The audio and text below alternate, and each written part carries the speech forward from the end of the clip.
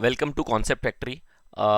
ये जो हमारा यूट्यूब चैनल है, इस चैनल में हम 8th स्टैंडर्ड, 9th स्टैंडर्ड और 10th स्टैंडर्ड के सभी चैप्टर्स कवर करेंगे, मैथ्स और साइंस के। तो अभी हम 8th स्टैंडर्ड के चैप्टर नंबर 15 पे आ जाते हैं, और चैप्टर नंबर 15 जो है वो मेरा एरिया चैप्टर है। अब एरिया पढ़ने से पहले हमको कुछ बेसिक चीज़ें पता होनी चाहिए। जैसे कि मैंने ये यूट्यूब चैनल का नाम ही कॉन्सेप्ट फैक्ट्री रखा है, तो इसका मतलब यही है कि जब आपके कॉन्सेप्ट्स क्लियर रहेंगे तो मैथ्स के सम्स या फिर साइंस के कुछ भी थियोरेटिकल पार्ट्स होते हैं या फिजिक्स का कुछ पार्ट है, अगर उसके कॉन्सेप्ट्स क्लियर हैं तो आपका बहुत कुछ आगे जो सम्स होते हैं, जो भी चीज़ें समझने लायक होती हैं, वो सब इजी हो जाता है। तो सबसे पहले अगर हम एरिया चैप्टर की बात करें तो एरिया में हमको अगर एकदम बेसिक से बात करें तो एरिया में हमें दो चीज़ का ध्यान एकदम रखना चाहिए। वो होते हैं 2D शेप्स और 3D शेप्स के। अगर हमें 2D shapes and 3D shapes पता है तो हम पढ़ सकते हैं। अगर मैं सबसे पहले आपको बता दूं कि दो डायमेंशन के शेप्स होते हैं, दो टाइप के शेप्स होते हैं। एक होता है हमारा 2D शेप्स और एक होता है हमारा 3D शेप्स। 2D शेप्स में दो शेप का इन्वॉल्वमेंट होता है, एक होता है हमारे दो एक्सिस का इन्वॉल्वमेंट होता है, एक हमारे एक्स एक्सिस का इन्वॉल्वमेंट होता है और एक वाई एक्सिस का होता है। इसमें दो ही टाइप के एक्सिस होते हैं, इसमें थर्ड एक्सिस नहीं आता। बट जैसे ही 3D शेप्स की बारी आती है तो वही 2D शेप्स के जो डायमेंशन होते हैं उसमें दो एक्सिस तो होते हैं, हमारे एक्स एक्सिस और वाई एक्सिस तो होते ही हैं, साथ ही साथ एक नया एक्सिस का इन्वॉल्वमेंट होता है, दैट इज जेड एक्सिस। ये एक्स और वाई ये तो 2D के डायमेंशन है, बट ये जैसे ही जेड आ जाएगा तो ये थ्री डायमेंशनल हो जाता है।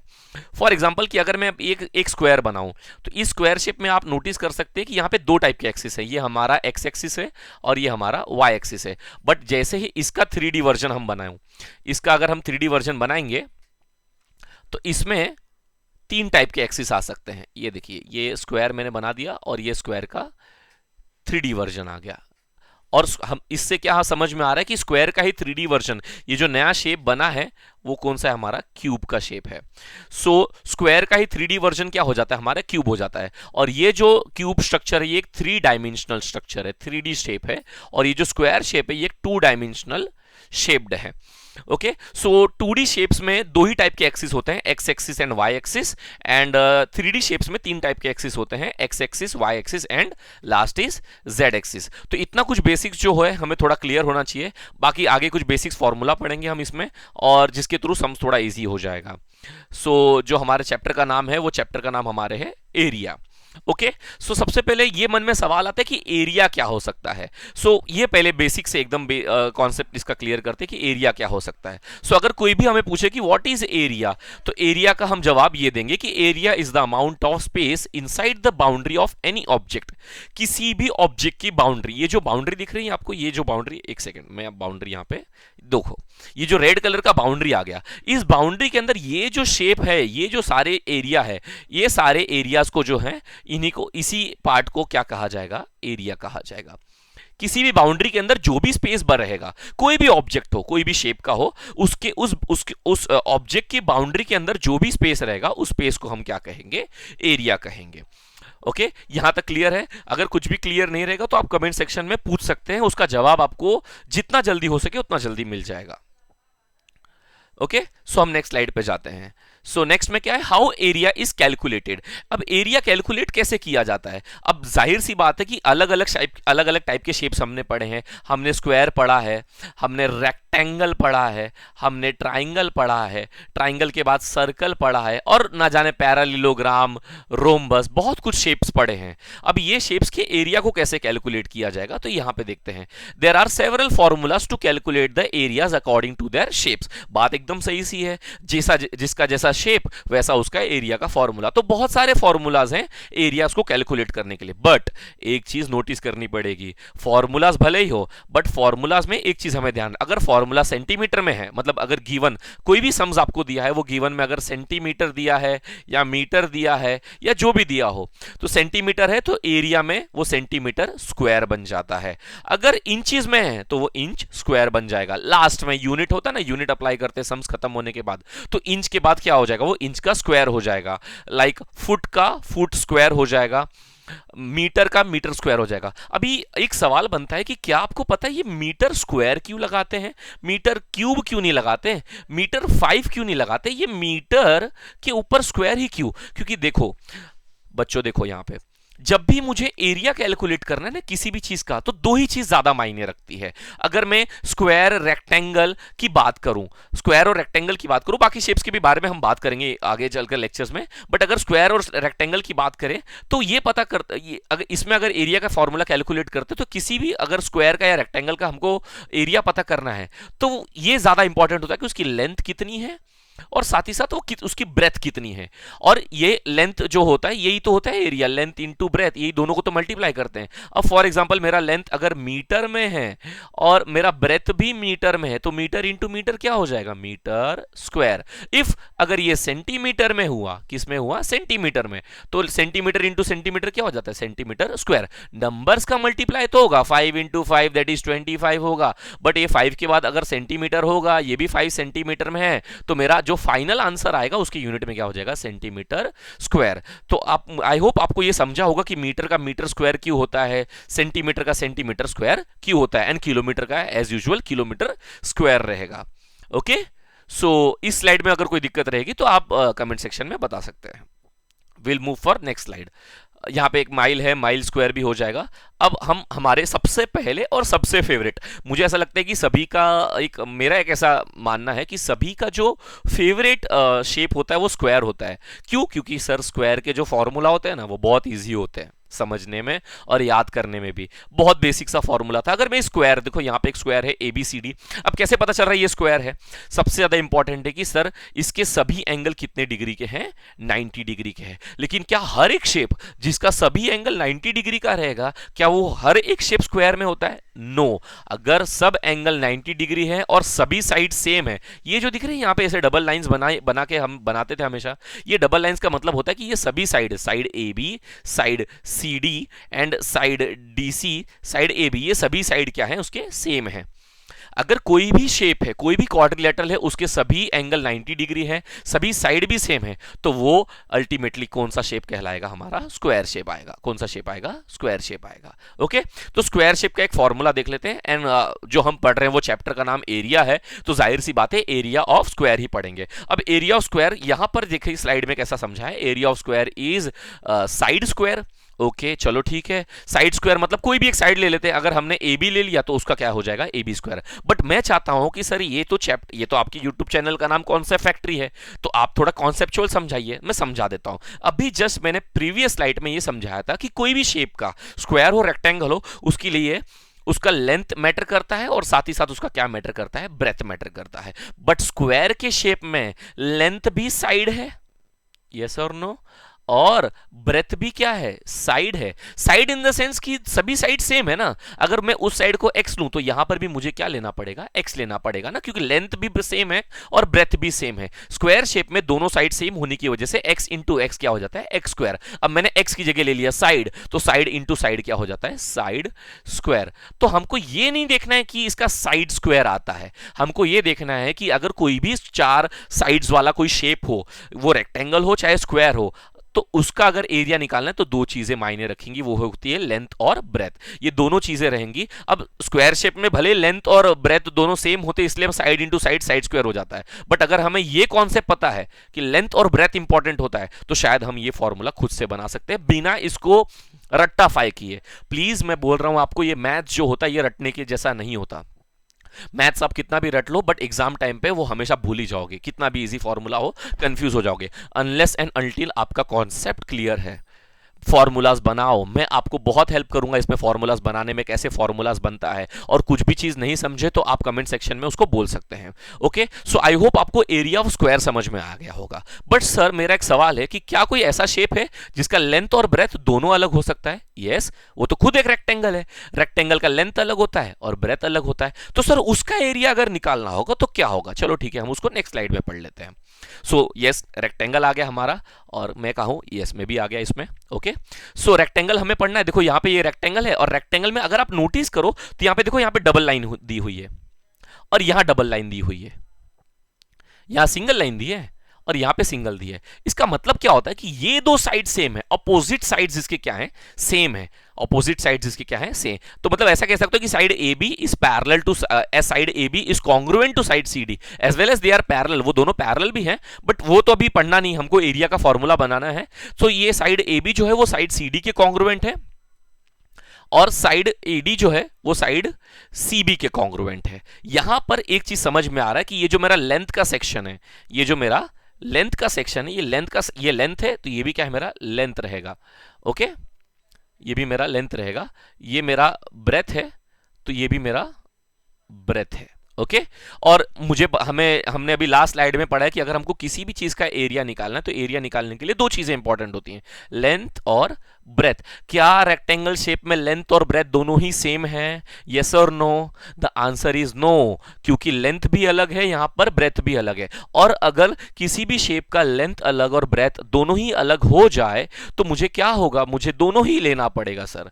एरिया ऑफ रेक्टेंगल का फॉर्मूला क्या आएगा, लेंथ इंटू ब्रेथ। क्या यहां पे लेंथ सेम है, ब्रेथ सेम है, तो x इंटू एक्स स्क्वायर कर दें? नहीं सर, वो तो स्क्वायर में था। क्यों? क्योंकि वहां पे सभी साइड सेम थी। यहां पर लेंथ की साइड अलग सेंटीमीटर की है। फॉर एग्जांपल ये अगर 10 सेंटीमीटर की है तो वो 5 सेंटीमीटर या 7 सेंटीमीटर की रहेगी। लेंथ का सेंटीमीटर, लेंथ का मेजरमेंट अलग है और ब्रेथ का मेजरमेंट अलग है। आई होप आपको समझ में आया होगा। तो एक चीज हमें ध्यान रखनी है कि एरिया निकालने के लिए दो चीज इंपॉर्टेंट है, लेंथ और ब्रेथ इंपॉर्टेंट है। स्क्वायर शेप में लेंथ और ब्रेथ दोनों ही क्या होते हैं, सेम होते हैं। इसलिए तो मैं ऐसा साइड मल्टीप्लाई बाय साइड कर दिया था, तो जो मेरा आंसर आ रहा था वो साइड स्क्वायर आ रहा था। बट ये जो रेक्टेंगल का केस है, रेक्टेंगल के केस में लेंथ भी अलग है और ब्रेथ भी अलग है, इसलिए मुझे दोनों ही लेना पड़ रहा है, लेंथ और ब्रेथ दोनों सेपरेटली लेना पड़ रहा है।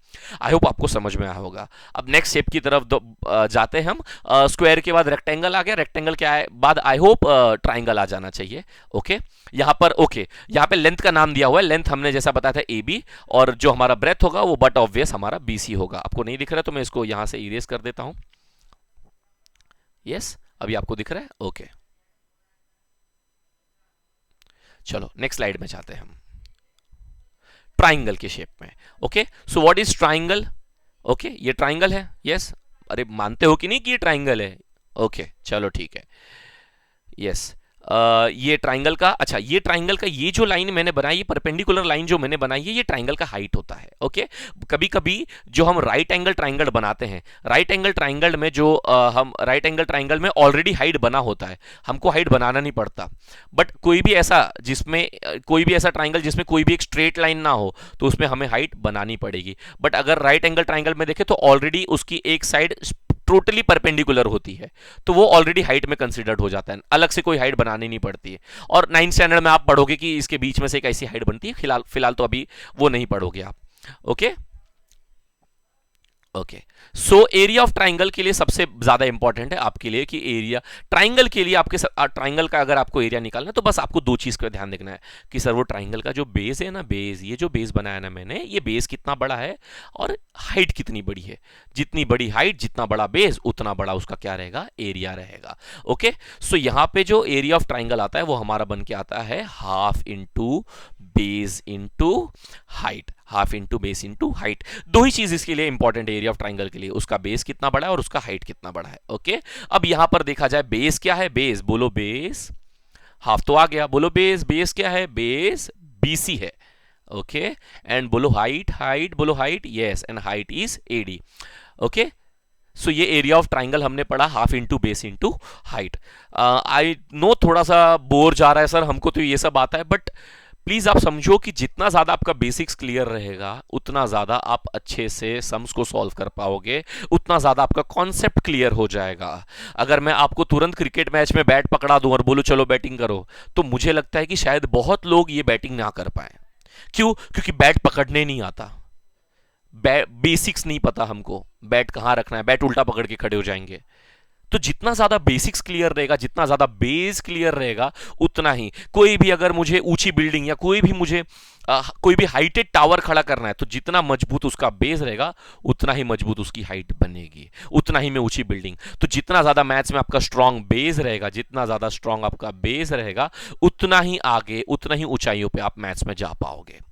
तो बेसिक्स अपना स्ट्रांग रखना प्लीज। ओके, नेक्स्ट शेप पे जाते हैं, राइट एंगल ट्राइंगल। जैसा मैंने आपको यहां पे बताया कि कोई भी ट्राइंगल हो जिसके जिसके जिसका एक भी साइड प्रॉपरली स्ट्रेट नहीं है, तो उसमें हमको हाइट बनानी पड़ती है। बट आप देखो यहां पे राइट एंगल ट्राइंगल में देखो, ये राइट एंगल शेप है, इसमें ऑलरेडी एक जो साइड है वो स्ट्रेट आ रही है। सर ये भी तो स्ट्रेट है, तो ये दोनों में से कोई भी एक हाइट कंसिडर कर सकते हैं। फिलहाल ये ट्राइंगल को ऑब्जर्व करके ये समझ में आ रहा है कि ये इसका बेस हुआ और ये इसका क्या हो गया, हाइट हो गया। इसमें भी फॉर्मूला जो लगेगा वो ऐसा ही लगेगा, half into base into product of the sides making the right angle. मतलब ये जो बेस हो गया और ये जो इसका हाइट हो गया, A B into B C हो गया।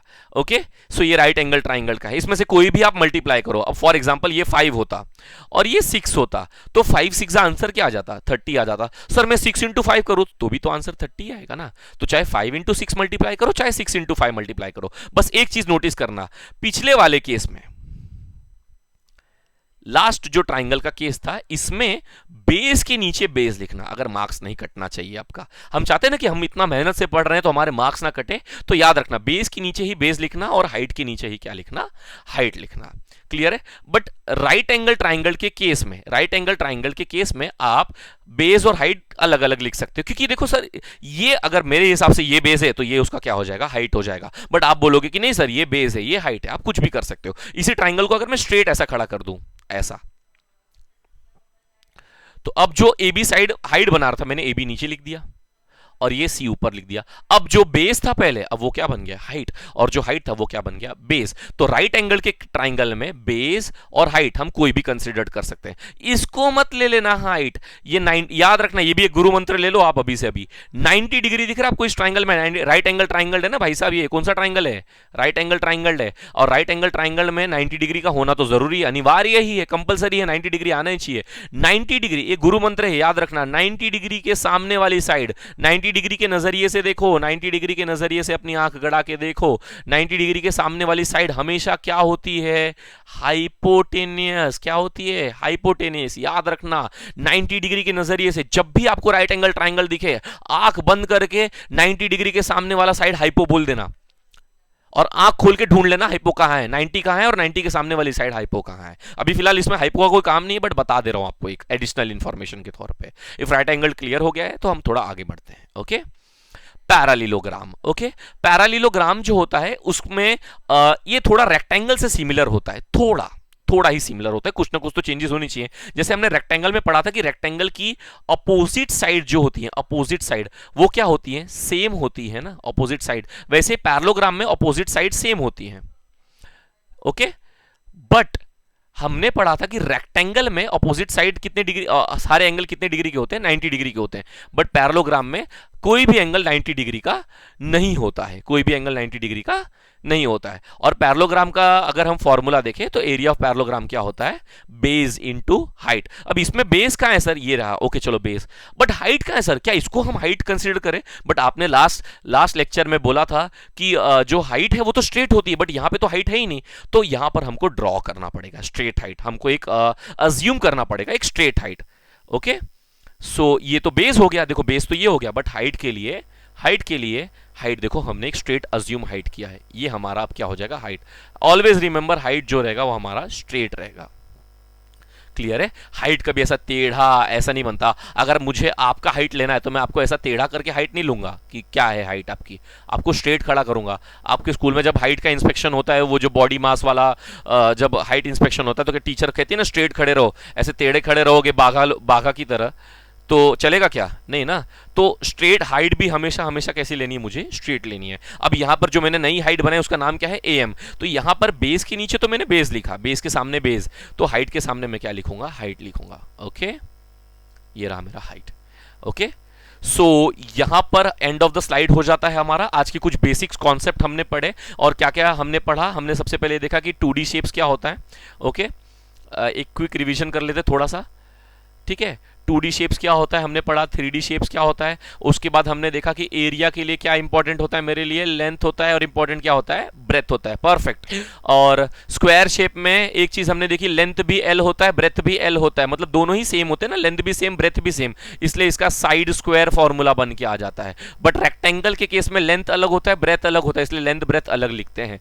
ट्राइंगल के केस में अगर ट्राइंगल का एरिया पता करना है तो उसका बेस कितना बड़ा है, उसकी हाइट कितनी तक जा रही है, वही उसका बताएगा कि उसके अंदर का एरिया कितना है। उसके बाद हमने पढ़ा पैरेललोग्राम, जो आपके सामने स्लाइड है, और राइट एंगल ट्राइंगल भी हमने पढ़ा है। ओके, इफ आज के लेक्चर से कोई भी डाउट आता है या कोई भी प्रॉब्लम आता है तो आप तुरंत कमेंट सेक्शन में आप बता दीजिए और हम उसको सॉल्व करके आपको रिप्लाई कर देंगे। ओके, आज का सिर्फ एक बेसिक्स लेक्चर था जो आपको समझने के लिए इंपॉर्टेंट है। नेक्स्ट लेक्चर में हम थोड़ा डिटेल में जाएंगे, थोड़े सम सॉल्व करेंगे, क्योंकि कॉन्सेप्ट पढ़ने से सिर्फ फायदा नहीं होने वाला, मैं आपको अब भी बता दे रहा हूं। कॉन्सेप्ट पढ़ने के बाद सम सॉल्व करने में कितना ज्यादा आसान हो जा रहा है, कितना हेल्प हो रहा है कॉन्सेप्ट क्लियर होने के बाद, वो क्लियर होना बहुत जरूरी है। ओके, सो हम नेक्स्ट लेक्चर में मिलते हैं। Bye bye everyone.